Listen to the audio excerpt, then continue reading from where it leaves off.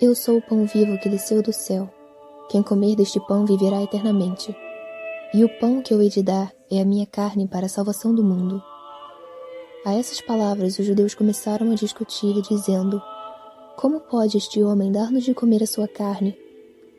Então Jesus lhes disse: em verdade vos digo, se não comerdes a carne do Filho do Homem e não beberdes o seu sangue, não tereis a vida em vós mesmos.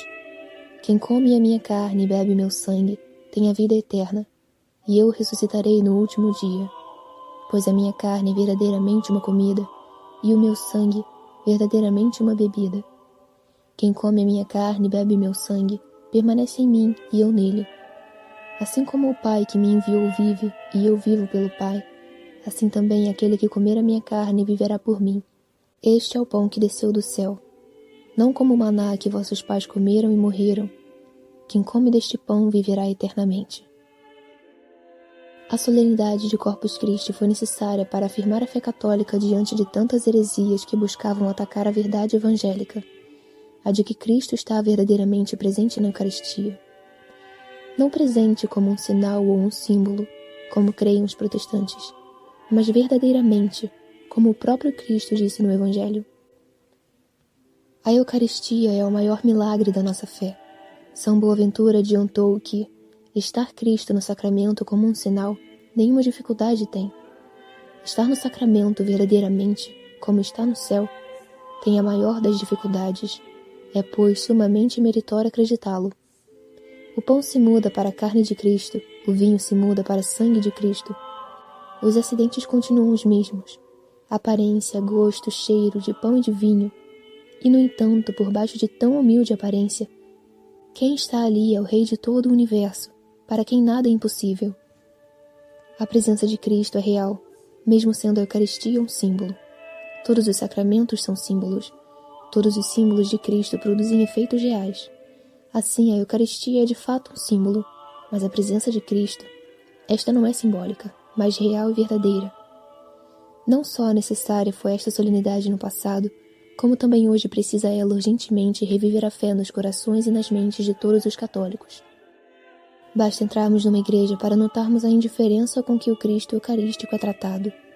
Quem não adoraria voltar 2 milênios para ter a felicidade de ver nosso Senhor, de tocá-lo, de ouvi-lo falar para nossos corações? Não sendo isso possível, muitos cristãos viajam para Jerusalém, visitando as ruas por onde o Cristo passou, cheios de emoções e satisfação. É totalmente compreensível que um protestante encontre Cristo muito mais na Terra Santa do que em sua própria igreja.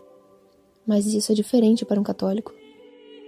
Quando André Acutis, pai do beato Carlo Acutis, perguntou ao menino se ele gostaria de visitar Jerusalém para passar nos mesmos caminhos em que os pés de Cristo um dia pisaram, o menino prontamente e cheio de fé respondeu: prefiro ficar em Milão, onde posso encontrá-lo hoje no sacrário, em cada igreja.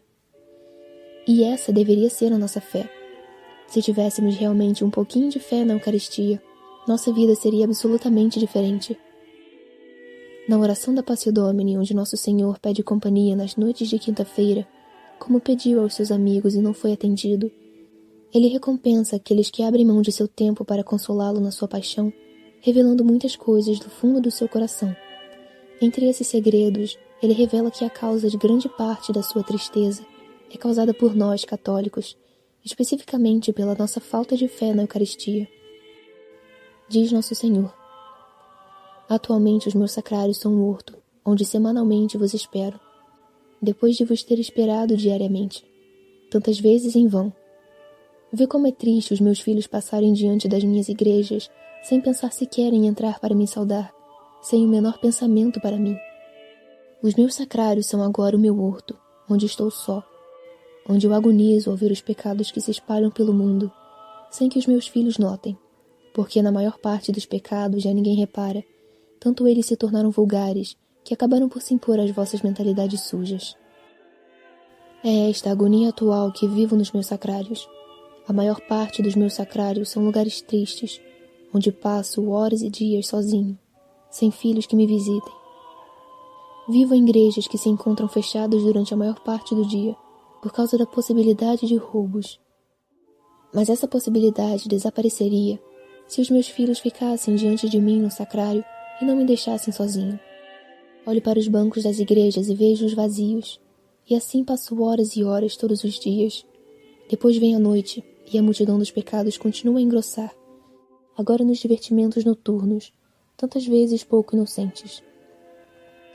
Assim continua o vazio à minha volta, vazio de pessoas, vazio nas vossas almas, vazio nos vossos corações, que esvaziados de amor procuram consolar-se em buscas de prazeres cada vez mais sofisticados e pecaminosos. Quero agora dizer-te que quando não podes vir ter comigo, procura fazê-lo com teu pensamento, fica comigo, tal como se estivesse junto ao meu sacrário, pois eu aceito sempre a vossa companhia espiritual quando não podeis realmente vir para junto de mim. A vossa companhia, mesmo à distância, quando é feita com o coração, é sempre para mim imensamente agradável.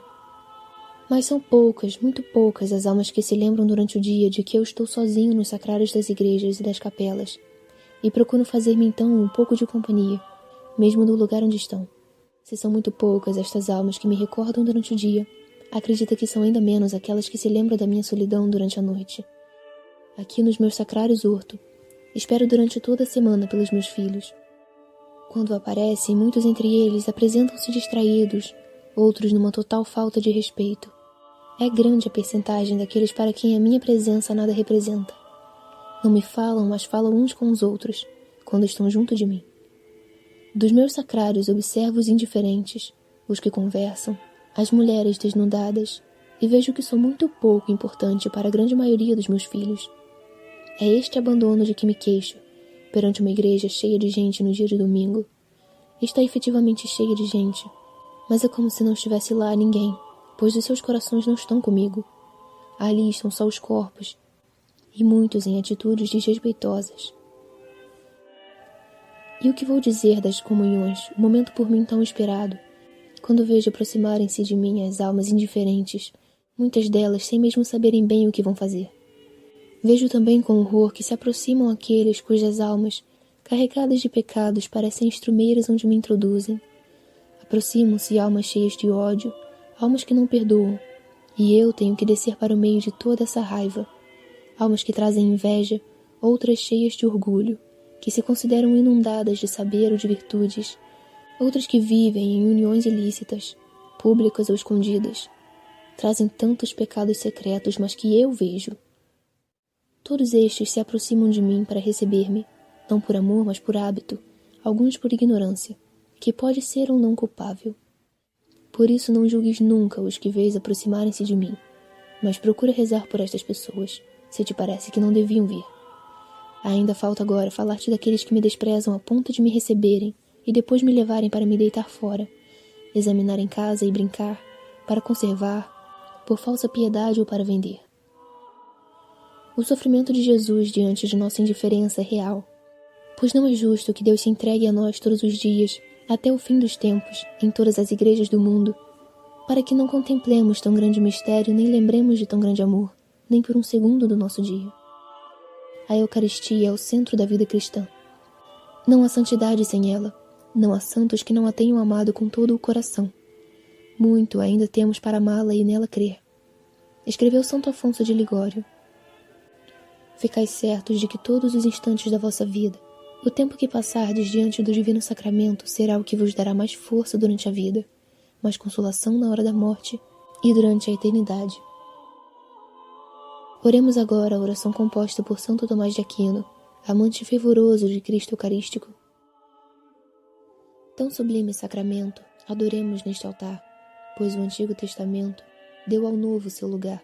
Venha a fé por suplemento, os sentidos completar. Ao Eterno Pai cantemos, e a Jesus o Salvador. Ao Espírito exaltemos, na Trindade eterno amor. Ao Deus uno e trino demos a alegria do louvor. Do céu lhes destes o pão, que contém todo o sabor. Oremos. Deus, que neste admirável sacramento nos deixastes o memorial da vossa paixão, concedei-nos tal veneração pelos sagrados mistérios do vosso corpo e vosso sangue, que experimentamos sempre em nós a sua eficácia redentora. Vós que viveis e reinais pelos séculos dos séculos. Amém. Em nome do Pai, do Filho e do Espírito Santo. Amém.